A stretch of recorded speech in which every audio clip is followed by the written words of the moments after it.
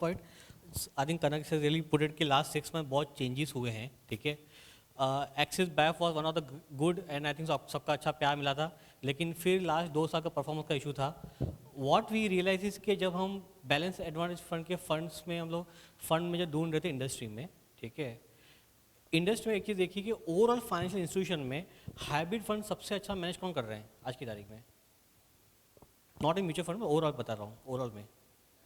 So you have one biggest segment is called insurance segment. Insurance segment का हमेशा they are focus on hybrids point and they want a consistent track record of 10-12% का track record होना चाहिए था. So what we did is कि we look for from that side and we got Jai Sundar who is right now with us. Jayesh was earlier with Aviva Life Insurance. He was a CIO there, okay, and his entire portfolio of Aviva, where you बोलो जो भी बोलो, equity piece जो है was managed by Jayesh. So for that we invited Jayesh and Jayesh joined us in September 2023, मतलब August 2023 में join किया था. As of that balance advantage fund अगर हमारी बात करेंगे तो हम लोग निफ्टी को बीट नहीं कर पा रहे थे and we were in the last quartile, okay. Today down the line 6 months down the line अभी short span है, but in short span today Axis BAF is the top quartile fund, okay. So what changes इन्होंने किया है, okay, differentiation जो Axis पहले करता था अब क्या change किया है, I want him to talk about that. Also Jayesh, obviously कोई भी presentation होता है ना MFD का, मार्केट क्या लग रहा है उसके ना खत्म नहीं होता है, ठीक है. So if you can talk about markets also, that will be great from your side. Sure. So over to Jayesh, to you. Thank you. Thank you. Thanks for that wonderful introduction here, and thank you, Kanak ji. And good afternoon to everyone, and thank you all for being here. अच्छा लगा आप सबको देख के. And from Axis Mutual Fund side, big welcome to all of you, and thank you for being here. So what we'll do is हम पहले start करते हैं, जैसे उन्होंने बताया कि मार्केट के बिना तो कोई डिस्कशन खत्म नहीं होता, तो लेट्स स्टार्ट विद दैट. सबसे ज़्यादा इंटरेस्ट सबको इसी में होगा कि मार्केट में आउटलुक क्या है basically. So will start with that. So सबसे जो फोकस में रहा है लास्ट 1-2 साल से, जो वेरिएबल सबसे ज़्यादा फोकस में रहा है वो है इंटरेस्ट रेट्स एंड इन्फ्लेशन. तो हम स्टार्ट वहाँ से करते हैं. तो आपने देखा होगा कि लास्ट 1 ईयर से interest rate has been continuously moving up and inflation also has been continuously moving up. तो ये सबसे बड़ा पेन पॉइंट रहा है मार्केट्स के लिए अभी लास्ट 1 साल में, और सेंट्रल बैंकर्स के लिए भी, एंड जिसकी वजह से थोड़ा सा वॉलेटिलिटी भी रहा है मार्केट में. तो अभी आप 1 महीने में भी देखो तो एक्सपेक्टेशन ये बन रहा था कि रेट कट्स होंगे, लेकिन फिर हमने देखा कि इन्फ्लेशन जो नीचे आ रहा था कहीं ना कहीं उतनी तेज़ी से नहीं आया जितना एक्सपेक्टेशन था. सो इन्फ्लेशन में अब क्या आप देख सकते हो कि जब पीक हुआ, जब रशिया यूक्रेन वॉर के टाइम पे इन्फ्लेशन जब ऊपर चला गया था, वहाँ से इन्फ्लेशन नीचे आया है, बट उतनी तेज़ी से नहीं आया जितना सेंट्रल बैंक और जितना मार्केट एक्सपेक्ट कर रहे थे. अब इसका रीज़न क्या है? The biggest reason is that कि प्रोटेक्शनिज्म जो काफ़ी कंट्रीज़ में हो रही है. सो बेसिकली चाइना के अगेंस्ट प्रोटेक्शनिज्म या रशिया के अगेंस्ट प्रोटेक्शनिज्म. तो आज के डेट पे ऐसा नहीं है कि प्रोडक्ट्स के लिए कैपेसिटी नहीं है, वेदर इट इज़ केमिकल्स और स्टील और मेटल्स और कमोडिटीज़. आज के डेट पे प्रोडक्ट्स के लिए there is enough capacity which is there. But US ने काफ़ी हद तक प्रोटेक्शन यूटिलाइज किया कि बेसिकली चाइना से हम अभी से इंक्रीमेंटल सोर्सिंग नहीं करेंगे. We want to diversify base जहाँ से हम सोर्स कर रहे हैं. Other Asian countries like India जहाँ पे हमें फ़ायदा हो रहा है, so they want to increase the sourcing base. Similarly जैसे रशिया ने वॉर किया यूक्रेन के अगेंस्ट, सो बेसिकली वहाँ पे भी प्रोटेक्शनिज्म का हमें देखने मिला कि दे स्टार्टेड सेइंग कि वहाँ से हम सोर्सिंग नहीं करेंगे रशिया से. तो even though capacities are there, because countries are not sourcing from some of these countries, तो इसके वजह से हमें देखने मिला कि एक आर्टिफिशियल जैसे डिमांड सप्लाई इम्बैलेंस हुआ है, एंड जिसके वजह से इन्फ्लेशन जो नीचे आ रहा था, जो आप हिस्टोरिकली देखोगे तो जो प्री कोविड एरा में जो इन्फ्लेशन था, हम वहाँ से अभी भी थोड़ा दूर है. तो इसीलिए एक्सपेक्टेशन ये बन रहा है कि रेट कट्स होंगे, लेकिन थोड़ा सा नॉर्मलाइज हो, मतलब थोड़ा टाइम है, 2-3 और क्वार्टर लगेंगे जब तक हमें ये दिखेगा कि inflation is coming down and उसका बेनिफिट मिलेगा and central bank will come and cut rates. तो एक्सपेक्टेशन ये बन रहा है कि second half of this year we will see some rate cuts. Inflation पे व्यू ये है कि यस, जैसे मैंने बताया कि प्रोटेक्शनिज्म की वजह से डिमांड सप्लाई इम्बैलेंस हुआ है, but we are also seeing that new capacities coming up. जैसे इंडिया में ही काफ़ी सारे कमोडिटीज़ के लिए, काफ़ी सारे केमिकल्स के लिए we are seeing capacities come up. So वो नॉर्मलाइज करने में हेल्प करेगा, और जैसे ये कैपेसिटीज आएंगे you will see the inflation trajectory come down. So it will come down, but it is a slow process. Yes, please.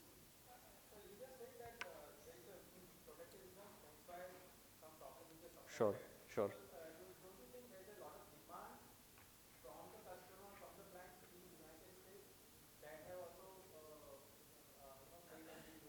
Sure. So from demand perspective, ऐसा है कि US demand has been good, but on the other side, if you see from China's own domestic consumption, so China में दोनों भी है. China is also supplier to the world भी है, लेकिन उनका खुद का demand is also tends to be a big portion, right? And similar is the situation for Europe also. So ये दोनों geographies इतना मतलब इनकी growth पे थोड़ा सा slow down आया है, both China as well as Europe. तो ओवरऑल आप देखोगे तो US has been doing good जैसे आपने बताया, बट यूरोप एंड चाइना थोड़ा सा स्लो डाउन हुआ है. Specially Europe has been a big slow down in some of these countries. तो जिसकी वजह से you know it has not so you know या it was not expected that you know to that extent it would come. Yes please.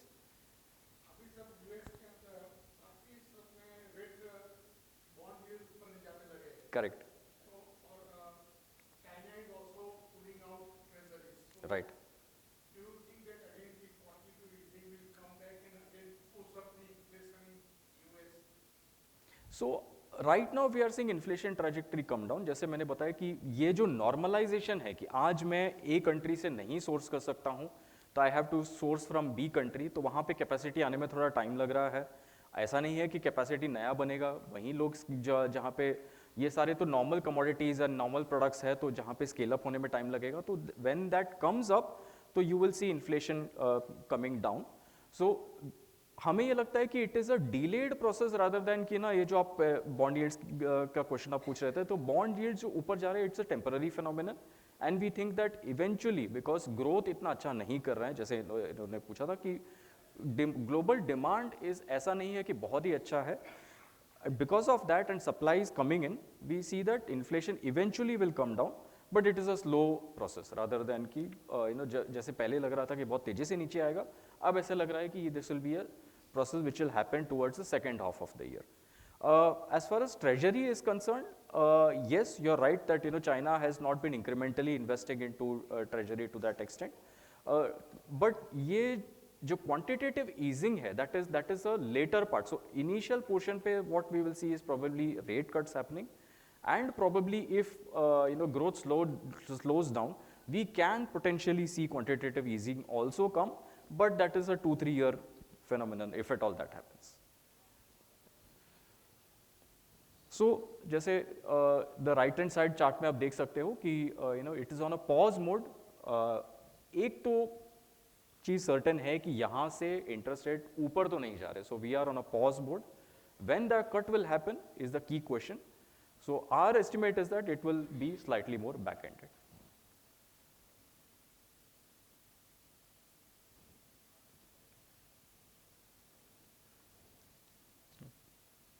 Not moving.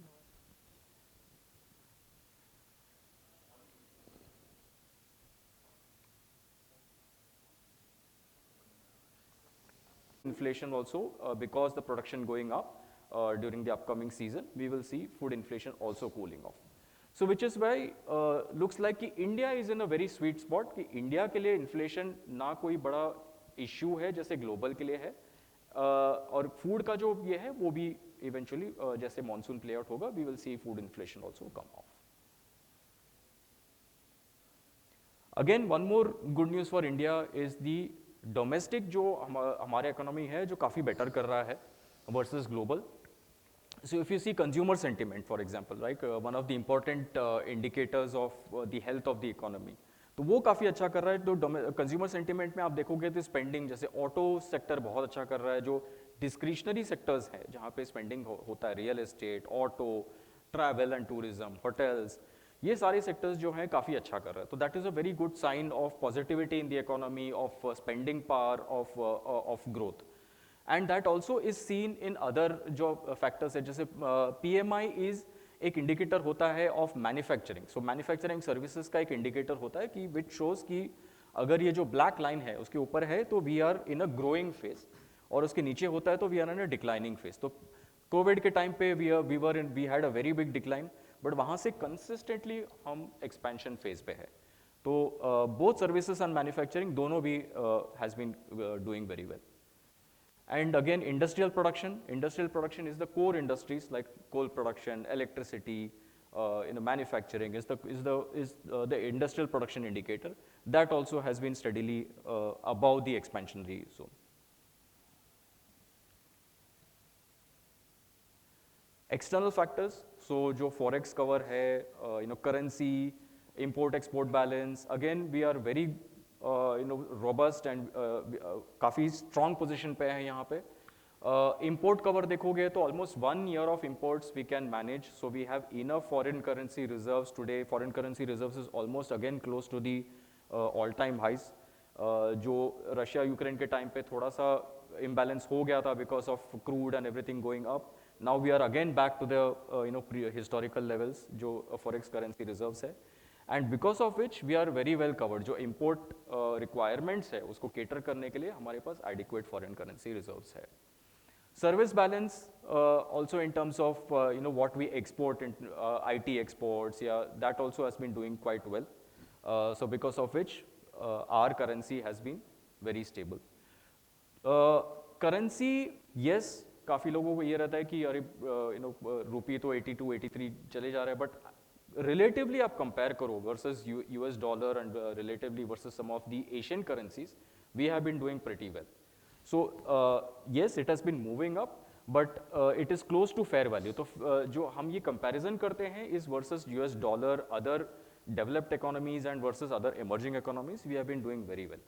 तो जैसे Malaysian ये और वहाँ पे depreciation काफ़ी हुआ है, some of these Asian countries, Vietnam, Indonesia, तो उनके कंपैरिजन में we are very much stable in terms of the currency levels also.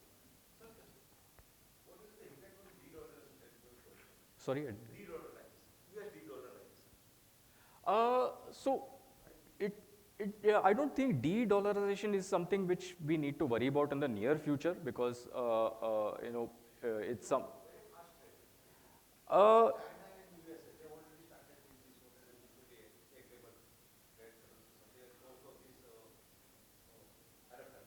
right. So correct. So majority of the trade will still happen in US dollar here and there. So आज के date पे कैसा है कि everything used to be traded in US dollar.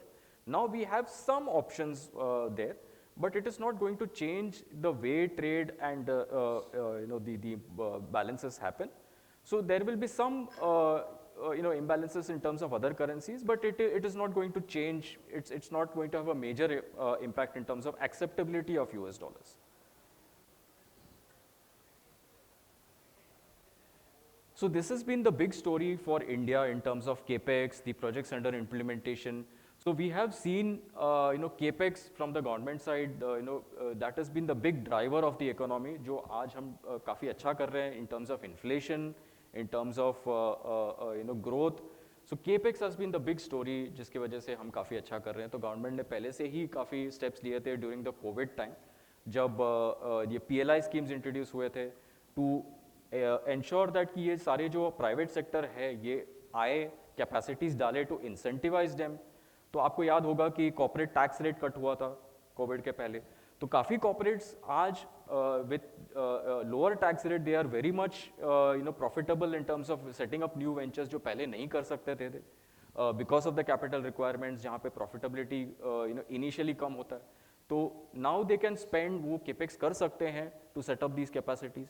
तो auto, chemicals, commodities, various sectors we have seen in terms of new capacities come up. Also some of the sectors जहाँ पे हमारा presence था भी नहीं, जैसे semiconductors, it's a completely new area for us. There also we are seeing that new capacities come up in terms of not only designing but also manufacturing. So those are, the groundwork has already been laid for all these capex to really kick off. तो जो initial government की तरफ से जो push था वो हो चुका है.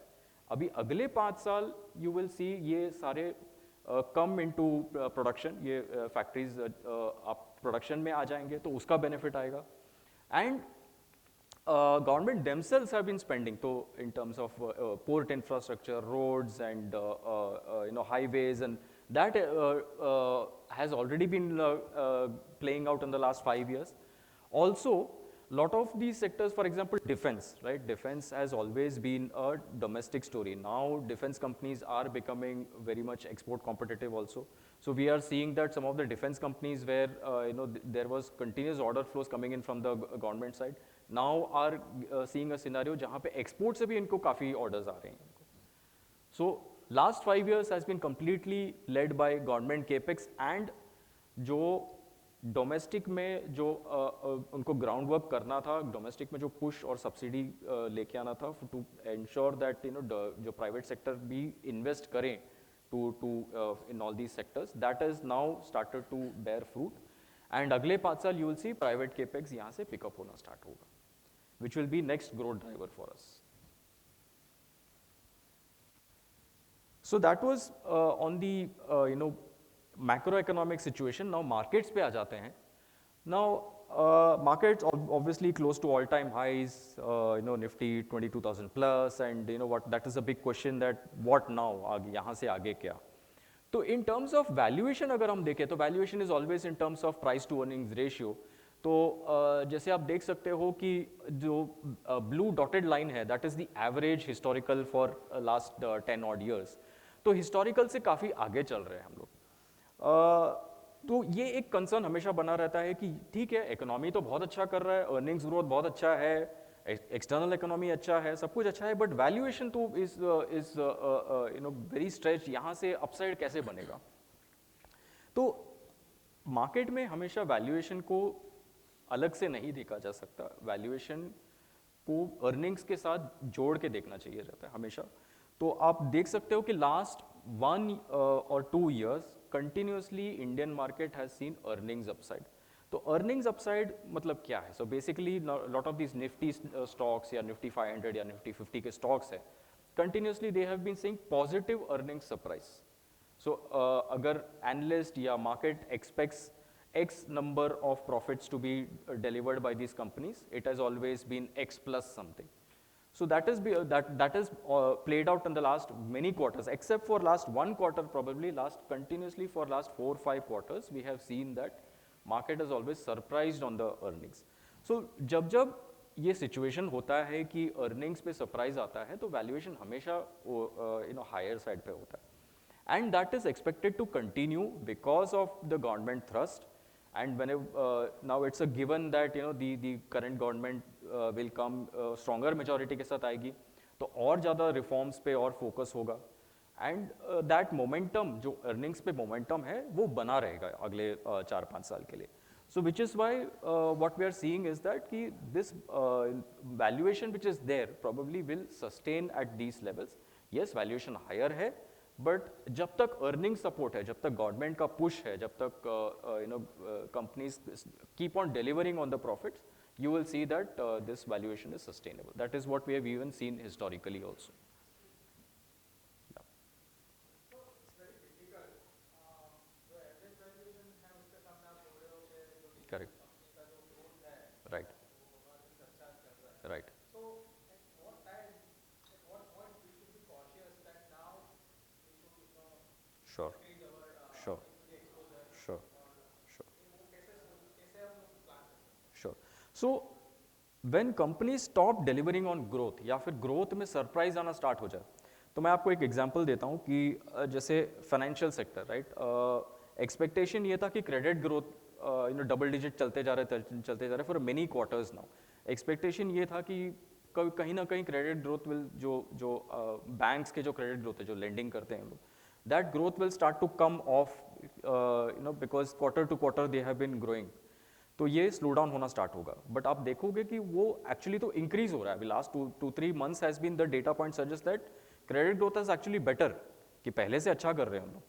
तो जब तक ये ग्रोथ बना रहेगा तब तक ये वैल्यूएशन सस्टेनेबल है। सो सारे ये जो हाई फ्रीक्वेंसी इंडिकेटर्स है, जैसे मैंने पीएमआई के लिए बताया था, दैट वाज वन, तो ये सारे हम ट्रैक करते हैं in terms of auto numbers, industrial production, credit growth, cement volumes. तो जब तक ग्रोथ बना रहेगा we are in a good situation. Now what growth slow down can happen, क्यों?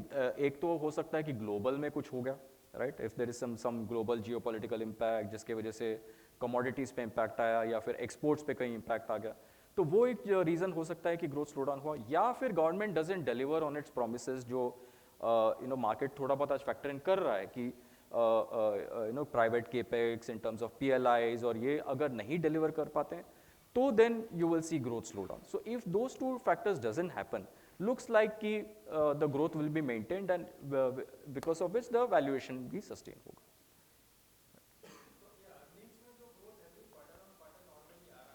Right. सो ये ग्रोथ आ क्यों रहा है, राइट? सो बेसिकली इसमें काफ़ी सारा कंपोनेंट है, जैसे इंपोर्ट सब्सटीट्यूशन। इंपोर्ट सब्सटीट्यूशन हम देख रहे हैं, जो बाहर इन्फ्लेशन डेटा में दिख रहा है आज, कि वहाँ पे इन्फ्लेशन इतनी तेज़ी से नहीं नीचे आ पा रहा है, because they are changing the source from China to some other country. So we can see that the runway, जो इंडियन कंपनीज के लिए runway for growth है, अभी तो ये शुरुआत है, because अगर import substitution करना है, right, semiconductors for example, हमने तो अभी शुरुआत किया ही नहीं, अब तो बेसिक लेवल पे, असेंबली लेवल पे है। अगर उसको डिज़ाइन स्टेज, मैन्युफैक्चरिंग स्टेज पे अगर लेके जाना है, so then growth तो काफ़ी, runway is very strong. But yes, everybody has to fall in place. Government को अपने पॉलिसीज क्लियर करना है, कंपनीज को अपने जो रोड मैप है, फैक्ट्री सेटअप करना, पूरा इकोसिस्टम बनाना उसका, that has to happen, and जो final delivery in terms of customer to get the customers in US और Europe, and then the final deliveries. तो if that happens then we will see this growth continue. So import substitution and putting up domestic manufacturing, infrastructure creation, this has been something which जो हमें growth में help कर रहा है, and जब तक वो thrust होगा, we will see this growth. Obviously there will be some more here and there roadblocks on the way, there will be some ups and downs, but from a 3-year 5-year perspective आप देखो कि जैसे मैंने capex के case में बताया था कि it's been a very big sharp journey in terms of project implementation. जहाँ से कोविड टाइम पे नीचे गए, we are much ahead, public and private capex is actually much ahead, जो इवन प्री कोविड के एरा से था। तो if you are able to sustain that kind of project implementation, so then we should be able to show decent growth. We should continue to see decent enough growth. So like I said, yes, a quarter or two might be here and there, but if you look from a 3-year 5-year perspective से हम लोग देखें, तो then that if we continue to deliver on that, then that growth is sustainable. Again, जब वो businesses जो scalable businesses है, तो अगर business becomes 10x, so then obviously the portfolios also benefit. So that was working very well for us, but this was working at a time जब market was very narrow, कि सिर्फ वही 5-7 businesses थे जो बहुत अच्छा कर रहे थे, बाकी broader market was not performing very well. Now there is a big change in scenario, like I said that छोटे छोटे businesses भी काफ़ी अच्छे करने लग गए हैं, broader economy is doing very well. So हमें ये need लगा कि portfolio has to be much more diversified, थोड़ा और diversification होना चाहिए in terms of holdings also, in terms of the kind of stocks we hold also. So जैसे हमारे काफ़ी सारे पोर्टफोलियोज कंजम्पशन थीम पे ज़्यादा फोकस होते थे, इन्वेस्टमेंट थीम पे होते थे लेकिन इतना नहीं होते थे। And last big change, like जैसे मैंने प्रीवियस स्लाइड में मैंने बताया था कि capex has been big story last 5 years के, तो हमें लगा कि नहीं, केपेक्स वाला थीम हमें प्ले करना चाहिए। तो काफ़ी हमने डाइवर्सिफिकेशन बढ़ाया towards the investment and the export themes, something like import substitution and new capacity creation and private sector capex. तो ये जो थीम है, ये थीम पे हमने काफ़ी फोकस किया है in lot of our funds. And concentration risk जो है, तो जो पोर्टफोलियो का जो परफॉर्मेंस है जो टॉप के 4-5 स्टॉक से ही डिसाइड होते हैं, अब it is much more diversified. So that is the change we have done. The second change we have done is on the team structure also, so I'll just come to that. So this is the team structure which we had earlier, और ये अभी का team structure है. तो we had 4 effective fund managers earlier, and they used to manage almost सारे funds divided थे ये 4 fund managers पे. And थॉट प्रोसेस बहुत सिमिलर होता था. तो आप कोई भी स्कीम दो अलग फंड मैनेजर्स के भी स्कीम देख लो तो काफ़ी सिमिलर पोर्टफोलियो लगेंगे आपको, ब्लू चिप और अगर आप फोकस्ड आप देखोगे तो आपको लगेगा कि मोर और लेस जो होल्डिंग्स है टॉप 10 प्लस माइनस सब सेम ही है. So now what we have done is first increase number of fund managers. So now there are almost like 7 fund managers who are there, and we are adding more people. So more people are will be joining us. And each fund manager can have the flexibility to manage funds in his own style, in his own thought process. अब इसके 2 फायदे हैं. एक तो ये है कि ज़्यादा फंड मैनेजर्स है तो ज़्यादा डिस्कशन, ज़्यादा डिबेट होगा, ज़्यादा आइडियाज शेयर होंगे. सो लेस पॉसिबिलिटी है कि कोई आइडियाज़ कोई मिस हो जाएगा, कोई बड़ा थीम है वो मिस होगा. So that is one advantage which is there of having more number of fund managers. And हर स्कीम एक अलग तरीके से मैनेज होगा, कहीं पे थोड़ा वैल्यू फोकस होगा, कहीं पे थोड़ा ग्रोथ फोकस होगा, कहीं पे ब्लेंड होगा. So that advantage is also there. And I will be managing the hybrids. तो हाइब्रिड्स के लिए हमने एक स्पेशल फोकस दिया because that is a very important part of the business, and that needs a separate attention, separate dedicated focus. So that is something which we have done, that my focus will entirely be on hybrids. So earlier if you see hybrids was divided between the other fund managers. So एक 100% diversified fund जो fund manager करेगा वही hybrids भी करेगा. So that we have again changed. So dedicated focused on each fund, more fund managers having diversified styles, and sharing of thought process. So ये फायदे हैं of having multiple fund managers currently. So that is what we have done, and this has again helped us. तो काफ़ी सारे funds जो है have started performing very well, and that will continue in future. So this is again like I said, जो concentration थे कि top 5 ही decide करते थे कि fund का performance कैसे होगा, that we have changed to a large extent. So अब the top 5 portion has reduced, and the portfolio has, the number of stocks has increased, and the portfolio has become much more diversified. Again, this is the top 10 holding. This is at a overall AMC level. तो हमारे total holdings के ये proportion है. तो आप देख सकते हो कि total holding के proportion भी कम हुए हैं, and जो stocks आ रहे हैं वो भी change हुए. तो आप काफ़ी सारे पावर स्टॉक्स देख सकते हैं इसमें, और डाइवर्सिफाइड काइंड ऑफ स्टॉक्स भी इसमें देख सकते हैं. अगेन ये जो है ये ओवरऑल म्यूचुअल फंड लेवल पे है.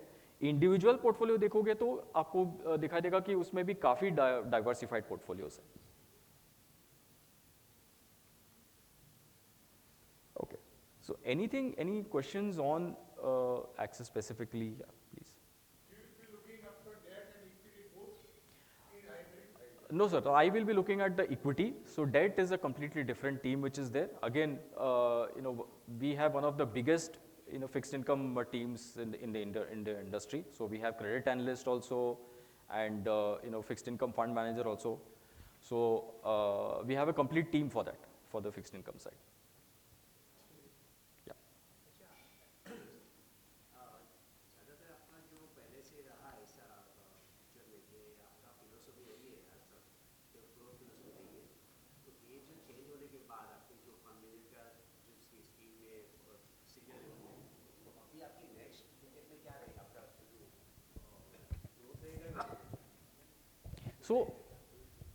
So first of all, each fund manager can follow his own style. तो ऐसा कोई specific style नहीं है कि यही style follow करेंगे. So हर fund manager का ये होगा.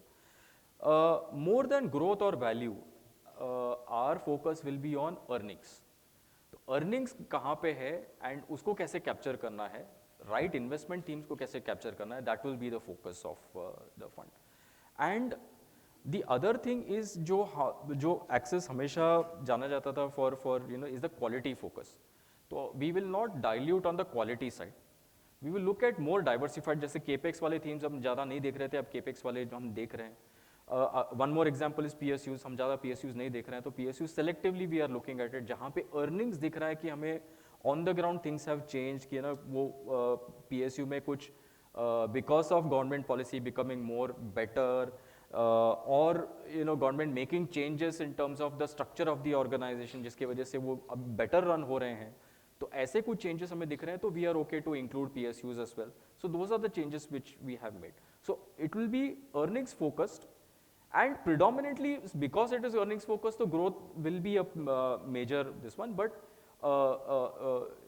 जैसे मैंने बताया कि fund managers can have some bit of value style also in as part of the portfolio.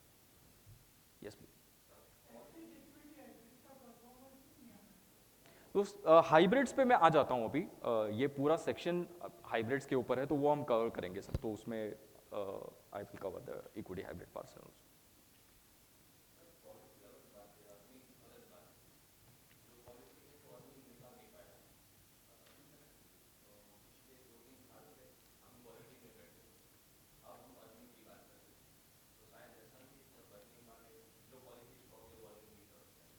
सो ऐसा नहीं है कि हम पूरा ही शिफ्ट कर रहे हैं three. Correct correct correct. So ये नहीं है कि हम पूरा 360 डिग्री टर्न कर रहे हैं कि है ना हम क्वालिटी को कम्प्लीटली इग्नोर करेंगे या अर्निंग्स को कम्प्लीटली इग्नोर करेंगे। तो आप देख सकते हो कि जो हमारे पास पहले से जो स्टॉक्स थे वो आज भी है। ऐसा नहीं है कि हमने इसको पूरा उठा के सब जीरो कर दिया, बिकॉज ये कंपनीज पे अर्निंग्स के प्रॉब्लम नहीं है। आज भी आप देखो कि some of this companies still growing at 20-30% earning profit growth. Problem ये है कि some of the other stocks which were not growing at all, they started growing.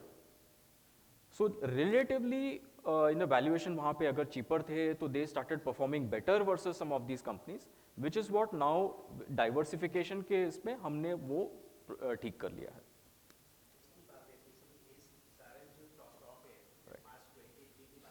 Right correct yes correct correct correct right right.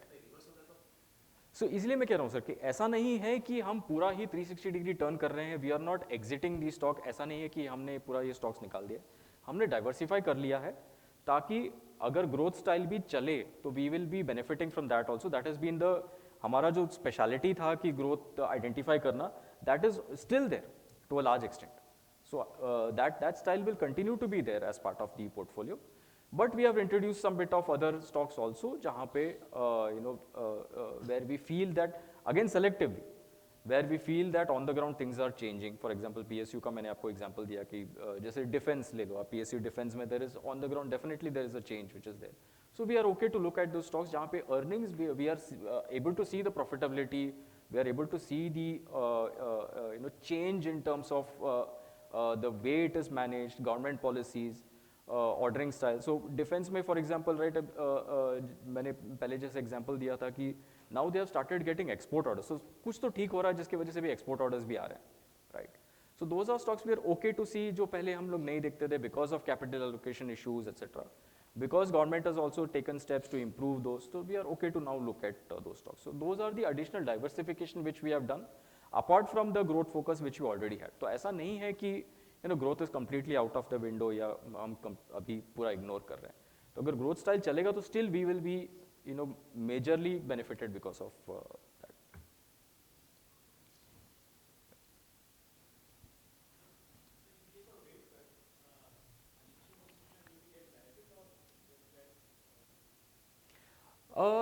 So it depends on what exactly they have. So lot of fixed rate अगर book है, जैसे auto lending हमेशा fixed rate होता है, so they will get benefited. अगर ज़्यादा housing वाले हैं तो housing में इतना benefit उनको शायद नुकसान होगा ज़्यादा, बिकॉज रेट के हिसाब से दे ला to adjust the rate. Housing loan is always based on external benchmark से लिंक्ड होता है. अगर वहाँ पे रेट कट होता है तो वहाँ पे नुकसान होगा. बट अगर फिक्स्ड रेट बुक है तो bank to bank it will differ. So unfortunately एक सिंगल ये नहीं है उसमें, but bank to bank it will differ. But overall banking system आप देखो तो रेट कट से अगर स्मॉलर रेट कट होता है तो ज़्यादा फर्क नहीं पड़ना चाहिए. अगर बहुत बड़ा रेट कट होता है तो then obviously they will get negatively impacted. As of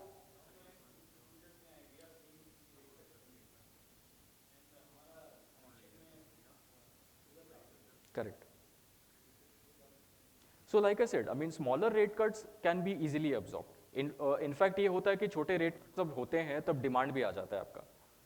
तो बिकॉज रेट्स आर लोअर तो you know there can be for example housing can rate की वजह से आपको ये हो गया नेगेटिव हो गया, लेकिन डिमांड ठीक हो गया तो आपको वहाँ से पॉजिटिव तो सेट ऑफ हो जाता है उससे. तो छोटे rate cuts are manageable, which is the expectation now कि ना रेट कट्स जो होंगे विल बी दैट 25-50 बिप्स, वही रेट कट्स अब एक्सपेक्ट कर रहे हैं हम लोग. बड़ा रेट कट तो अभी एक्सपेक्टेशन है नहीं. अगर वो होते हैं so then there can be a issue, but as of now we are not foreseeing that kind of a scenario. Okay, coming to hybrids now, जैसे मैंने बताया तो मेरा focus entirely in Axis is going to be in hybrids, you know. So we wanted कि ना hybrids पे एक special attention हो, hybrids पे लिए एक special importance हो. Hybrid is very different, you know, बाकी category से बहुत अलग है. So रिटर्न्स इंपॉर्टेंट है, but there is a category of investors जहाँ पे है कि मुझे बैलेंस चाहिए. मुझे ये नहीं कि सबसे बेस्ट रिटर्न्स चाहिए, मुझे बैलेंस चाहिए of risk and returns. Volatility कम चाहिए and decent returns, right. So that is what hybrid is all about. That balance between risk and returns is what hybrid. So which is where we thought that there has to be a separate dedicated focus in hybrid funds, because it cannot be looked in the same lens जो हम 100% equity funds को जैसे देखते हैं वैसे यहाँ पे नहीं देख सकते. वहाँ पे हमेशा रिटर्न ऑप्टिमाइज होता है कि ना मैक्सिमम रिटर्न, भले आप रिस्क ज़्यादा ले लो लेकिन रिटर्न्स अच्छा होना चाहिए. यहाँ पे वो बैलेंस चाहिए होता है. So that firstly that is why you know we need separate focus on hybrid funds. Second, hybrids as a category, you know, is again very important because lot of first time investor typically come in the hybrid funds because they are not aware so much about the market. उनको volatility या unpredictable nature जो होता है market का वो नहीं समझ पाते हैं. तो उनके लिए ये है कि चलो hybrids में पहले एंट्री करके देख लेते हैं कि कैसे रिटर्न्स जनरेट होता है. वंस उनको कॉन्फिडेंस आ जाता है तो then they move to you know mid cap and small cap kind of funds. So which is why ये बहुत इंपॉर्टेंट कैटेगरी है. Secondly this is also important for somebody who has already made, जो जैसे जो लोग हैं जो retirement के बहुत करीब हैं तो उनका वेल्थ बन चुका है लेकिन उसको अभी प्रोटेक्ट करना है, उनको मार्केट में थोड़ा पार्टिसिपेट करना भी है बट बहुत ज़्यादा एक्सट्रीम रिस्क भी नहीं लेना है. तो उनके लिए भी ये बहुत इंपॉर्टेंट कैटेगरी है hybrids. And thirdly, hybrid is very important in certain market condition. जैसे अभी आप जो सिचुएशन देख रहे हो कि वैल्यूएशन स्ट्रेच्ड भी है but at the same time ये भी है कि कुछ इन्वेस्टमेंट थीम अच्छे भी लग रहे हैं. तो how to capture those investment theme without taking you know extreme risk, right? So again in that situation something like hybrid fits very well because आप 100% invested हो भी नहीं लेकिन relevant investment themes आपका capture हो भी रहा है, right? So again in situations like today जब market all time high पे है, valuation बहुत comfort zone में भी नहीं है, तो hybrid is a very you know interesting product to have in the portfolio. So in hybrids, you know, I joined Axis in September 23 and हमने पूरा अप्रोच को इसमें चेंज किया बिकॉज इसमें बैलेंस की ज़रूरत है in terms of risk reward and my focus is going to be on this area. तो हमने इसको पूरा रीलुक किया कि इसको हम कैसे इसको और बेटर बना सकते हैं in terms of asset allocation और इसको कैसे हम इसको रिस्क रिवॉर्ड वाइज हम उसको बेटर बना सकते हैं. तो वो मैं इसमें कवर करूँगा. सो हाइब्रिड्स में इसके पहले आपको एक ओवरव्यू दे देता हूँ. तो हाइब्रिड्स में you have conservative hybrid, you have aggressive hybrids and you have something like balance advantage. तो कंजर्वेटिव हाइब्रिड इज टिपिकली जो 50 के नीचे जो इक्विटी एलोकेशन होता है that is conservative. anything above 50 is typically your aggressive hybrids, and balanced is where is completely flexible, can vary between 0 to 100%. So balanced is again a very important category for us because ये जो fund है ये दोनों market situation का full फ़ायदा उठा सकता है, बिकॉज इसमें फिक्स्ड इनकम भी है, इसमें इक्विटी भी है, एंड दैट इक्विटी पोर्शन जब मार्केट कंडीशन बहुत अनसर्टन है, बहुत वॉलेटाइल है, तो बहुत नीचे भी हो सकता है इक्विटी पोर्शन, एंड जब market condition is very attractive ये 80-100% भी जा सकता है. So it is a completely flexible kind of a fund जो fund manager has the flexibility कि इस पे कॉल ले कि कितना इक्विटी रखना है, depending upon the opportunities which are available. And similarly on fixed income side also, fixed income में भी जो ड्यूरेशन कॉल लेते हैं कि इंटरेस्ट रेट नीचे जाएगा या ऊपर जाएगा, वो जो कॉल है वो भी फिक्स्ड इनकम फंड मैनेजर इस पर ले पाएगा. सो दोनों के फायदे इस बैलेंस्ड एडवांटेज के फंड में है. सो जो फिक्स्ड इनकम वाला पोर्शन है वो पोर्टफोलियो को वॉलेटिलिटी से बचाएगा, स्टेडी इनकम जनरेट करेगा, एंड इक्विटी वाला जो पोर्शन है that will give the returns. So like जैसे मैंने बताया कि इसमें हमने काफ़ी चेंजेस किए इन terms of the approach and all, and उसके बाद परफॉर्मेंस देखने को आप देख सकते हो कि as on March 31st we were doing very bad in terms of the benchmark performance and the quartile performance. December हमने काफ़ी प्रोग्रेस किया, काफ़ी बेंचमार्क से ऊपर आ गए थे हम फंड्स में, इवन 3 year पर्सपेक्टिव ऑल्सो हमने काफ़ी कवरअप कर लिया, and as of 31st March we are way above the benchmark also. We are in terms of peer ranking also we are in first quartile, and almost 3 year performance also we are now above the benchmark. So within a last year or so we have been able to pull up the performance of this fund, and ये कैसे किया, what are the changes in the approach, that I will explain. So basically equity allocation जो जैसे करना है और कितना करना है, that is the main call जो ये फंड का परफॉर्मेंस जिस पे डिपेंडेंट होता है. तो 50 रखना है, 40 रखना है, 60 रखना है. तो इसमें पहले एक मॉडल बेस्ड अप्रोच होता था. तो मॉडल इज़ बेसिकली कि आप उस पर बहुत सारे इनपुट वेरिएबल्स डाल दो एंड मॉडल सजेस्ट करता है कि इतना रखना है. तो ये इनपुट वेरिएबल्स क्या है, जैसे मैं पहले एक्सप्लेन कर रहा था इनको कि जो हाई फ्रीक्वेंसी वेरिएबल्स जैसे growth indicators, PMI, inflation, interest rate, and ये सारे जो वेरिएबल्स है ये एज अ इनपुट जाते हैं in that model, and that model suggest that okay based upon की ग्रोथ और ये सिचुएशन के हिसाब से 50% is the ideal asset allocation in the current situation. तो ये अब तक चल रहा था. तो हमने ये देखा कि मॉडल तो ठीक है, लेकिन इसमें काफ़ी सारी चीज़ें और भी कंसिडर करना ज़रूरी है. सिर्फ मैक्रो देख के हम ये नहीं कंसिडर कर सकते हैं कि what is the ideal level of equity to be kept in the fund. तो इन्वेस्टेबल आइडियाज़ भी होने चाहिए जो वैल्यूएशन के हिसाब से ठीक है. तो हमने इस पर ये एक एक्स्ट्रा पैरामीटर लगा दिया कि बॉटम्स अप. तो ये जो भी हम पैरामीटर देख रहे थे सब टॉप डाउन जो मैक्रो वेरिएबल्स थे, हमने बॉटम्स अप काफ़ी सारे वेरिएबल्स इंट्रोड्यूस किए. जो सेक्टरल लेवल पे अर्निंग्स है वो कैसे मूव हो रहे हैं, जो स्टॉक लेवल पे अर्निंग्स है वो कैसे मूव हो रहे हैं.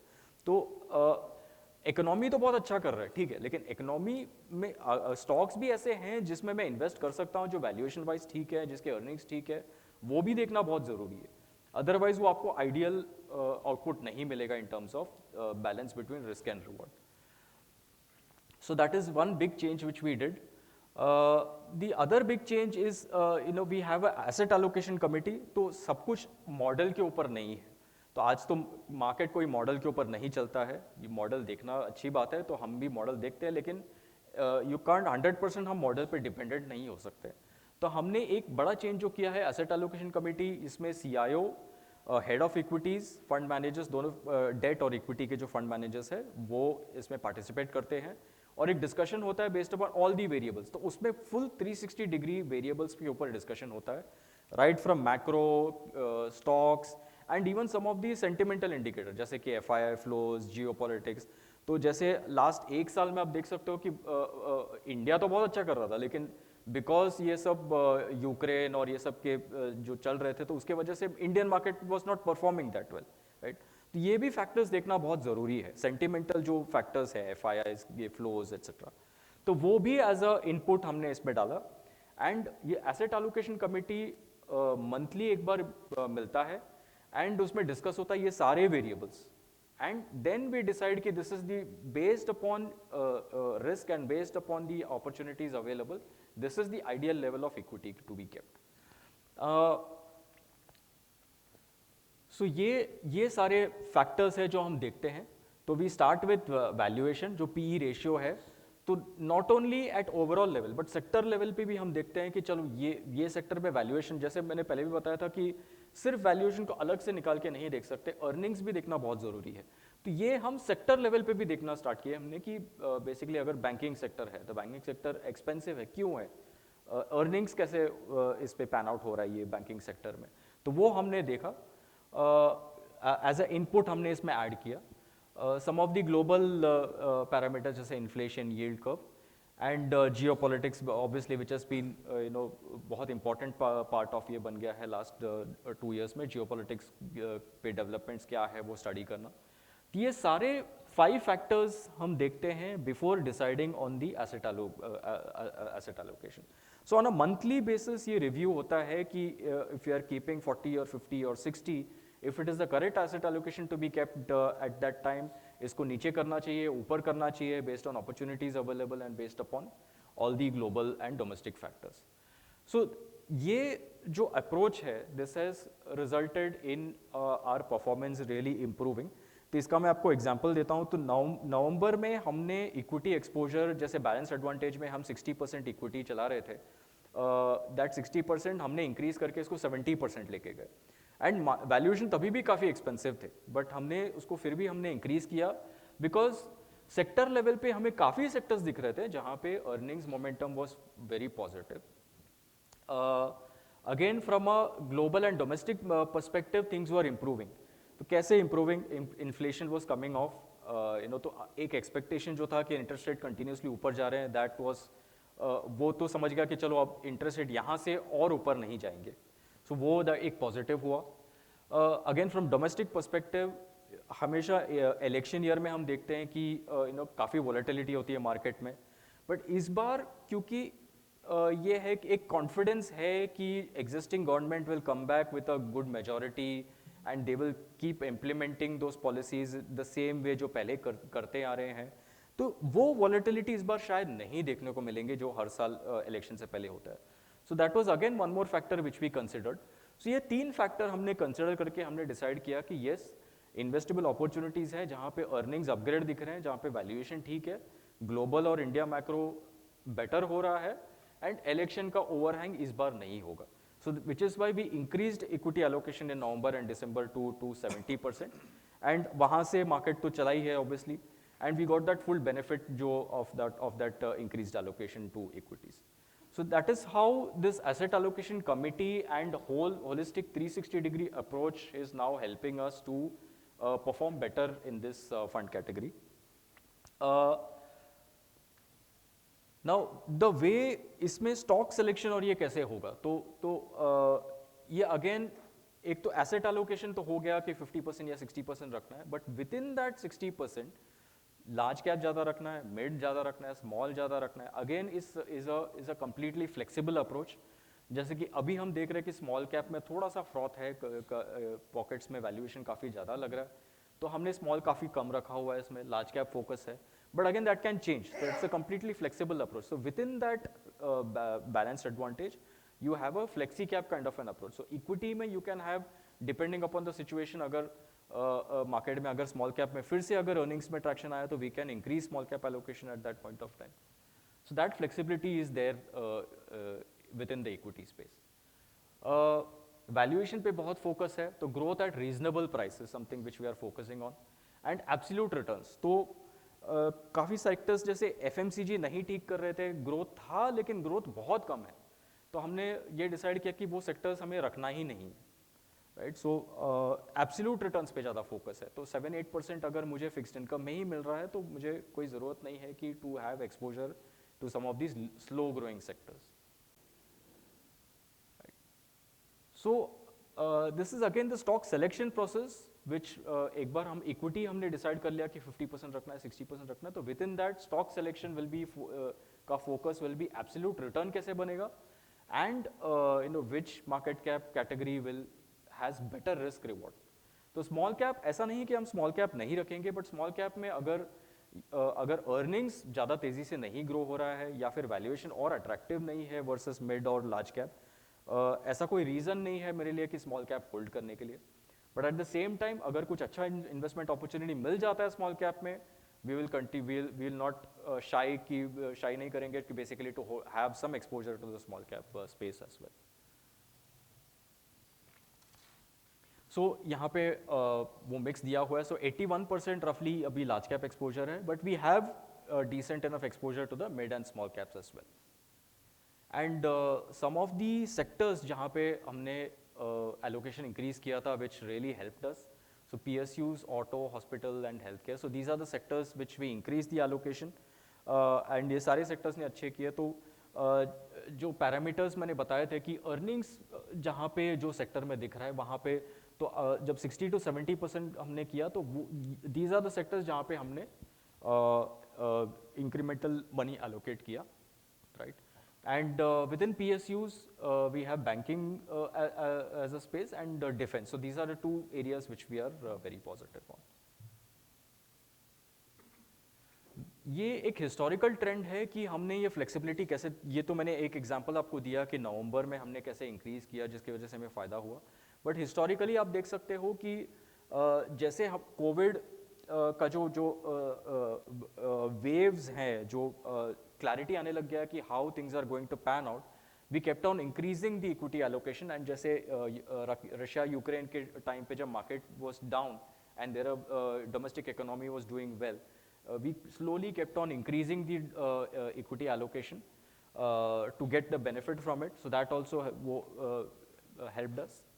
And last few months we have been slowly booking profits. So जैसे हमने 60 to 70 किया, last few months we have been slowly booking profits and moving that to the fixed income side. Fixed income portfolio, again high quality papers in terms of GSEC in government bonds. So AAA and below is only less than 20%. Majority focus is there on the higher rated paper.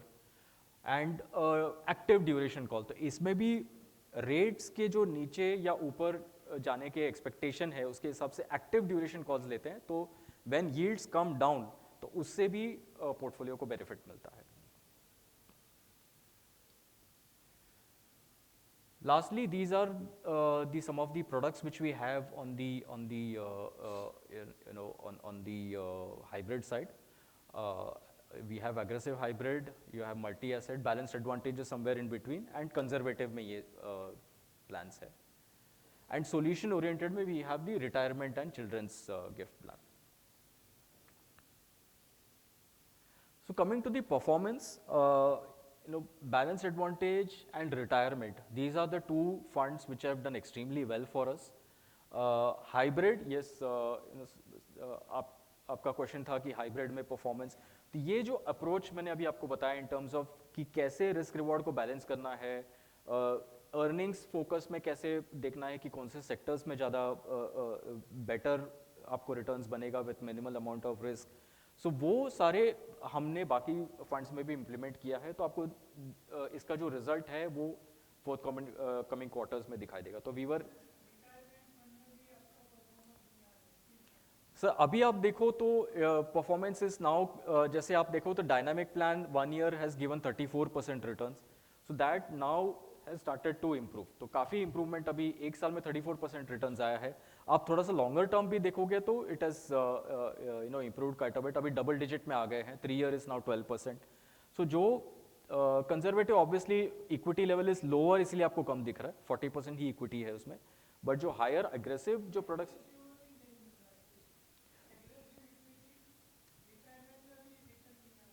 सो अभी आप देखोगे इसमें aggressive and aggressive has given 33% in last 1 year and dynamic has given 34% in last 1 year.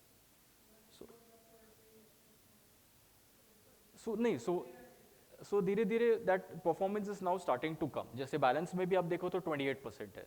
So all the schemes starting to perform and ये same approach हमने आपके equity hybrid और इसमें भी हमने इम्प्लीमेंट किया, तो आपको वो परफॉर्मेंस अभी दिखना चाहिए in children's gift and equity hybrid as well. So just to share कि वी डू एग्री कि परफॉर्मेंस नहीं है, दैट्स द रीज़न कि Jayesh was trying to convey the message कि मैंने जो सितंबर 2023 में ज्वाइन किया है और एज ए स्टार्ट अर्लियर कि insurance company is known for hybrid, so the entire hybrid basket जो है will taken care of Jayesh now. So the reason why Jayesh is here just to share with you कि उसका thought process क्या है और जो उसने बैलेंस एडवांटेज फंड में जो किया उसने। तो एक क्वेश्चन आता है ग्रोथ का आया था बेसिकली कि एक्सिस वन ऑफ ग्रोथ, तो वो growth and quality is not going to be there, ऐसा नहीं को हटा रहे हैं, वो जय रहेगा। बट द जयेश का जो व्यू है कि ब्लेंड जो होता है जहाँ पे वैल्यू भी है और जहाँ पे ग्रोथ भी है, वो दोनों इससे लिया है। तो there is a company of power sector जो ग्रोथ की भी पोर्टफोलियो में है और there is a company of value power sector की, वो भी बैफ में है इनके फंड में। So we are going to be a blend of role. And just to share with you 2020 से पहले हमारे पास जो यूनिवर्स था और जय स्टैंडर्ड शेयर्स हमारा 230 स्टॉक का यूनिवर्स था। It was more of a concentration bet था। करंट यूनिवर्स जो अपना हो चुका है वो closer to 435 to 440, that's for the universe we go head. That means as a axis we are now trying to look forward more than our universe because broader market चलाए and more sectors come.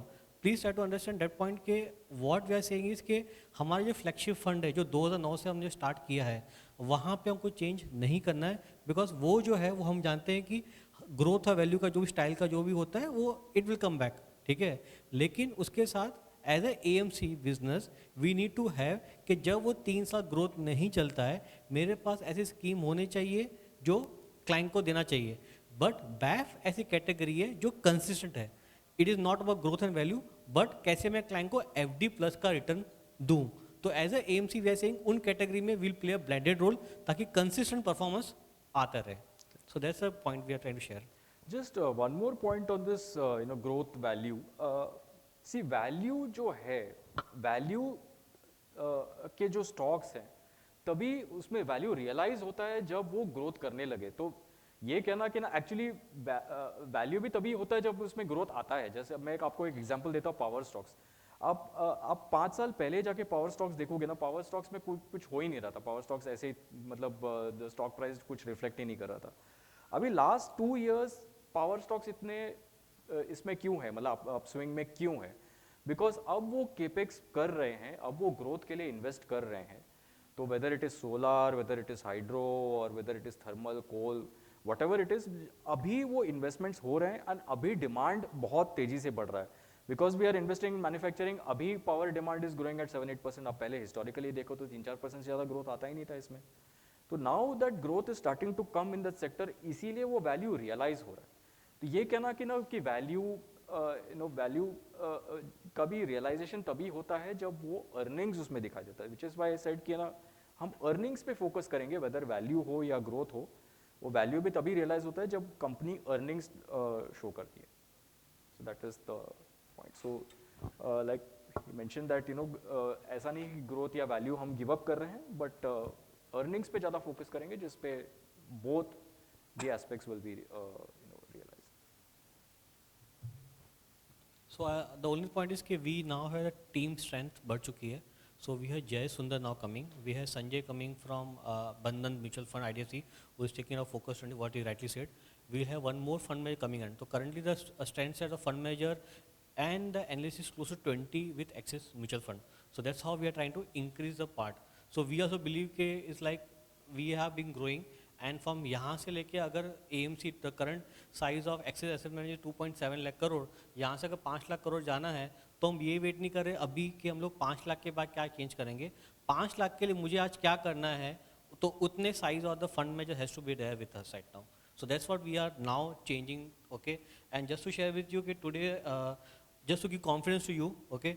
In last 3 years हमने बहुत सुना है Axis के बारे में, but just to give data to you, today Axis Mutual Fund has got close to 1,000 employees. So which 3 years back was 500. So now we have actually double the size to 1,000. The simple reason was we want to penetrate and we have just started to increase the branches, just taking care of Gujarat. Gujarat में we have now got 15 branches.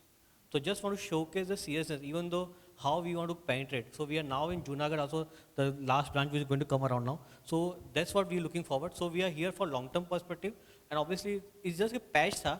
एक चीज़ खाली एक मेरा point है कि आप सबने जो बोला, लेकिन आज तक ऐसा कोई MFD मेरे पास आके ये नहीं बोला कि आपने ये स्टॉक गलत लिया है. We have always debated on the performance and performance nothing but कि वो कंपनी ने परफॉर्म किया कि नहीं किया अर्निंग्स के लिए, लेकिन किसी ना कि ये नहीं बोला कि आपने ये स्टॉक क्यों नहीं लिया. आप ये सोचिए कि 1.5 लाख करोड़ के इक्विटी बुक में 2 साल में किसी भी MFD ने के ये नहीं बोला मुझे. डेट मीन्स इशू स्टॉक का नहीं है, इशू है वो जो मार्केट में ग्रोथ बोलो, क्वालिटी बोलो, वैल्यू बोलो, दैट्स अदर पार्ट. मतलब वो स्टाइल नहीं चला है. जस्ट टू एंश्योर कि वो स्टाइल का नेक्स्ट टाइम ऐसा नहीं हो, we are just trying to do looking for के ब्लेंड करें.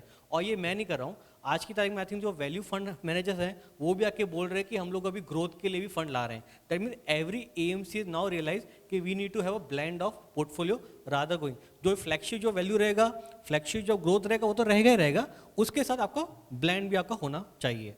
और उसका उदाहरण है आपका रिसेंटली जो हमने बिजनेस साइकिल के मैन्युफैक्चरिंग फंड लॉन्च किया था NFO में, वहाँ पे आप पोर्टफोलियो देखोगे आपको ब्लेंड दिख जाएगा जैसे आपको जयश में मिला था. So that's for my side.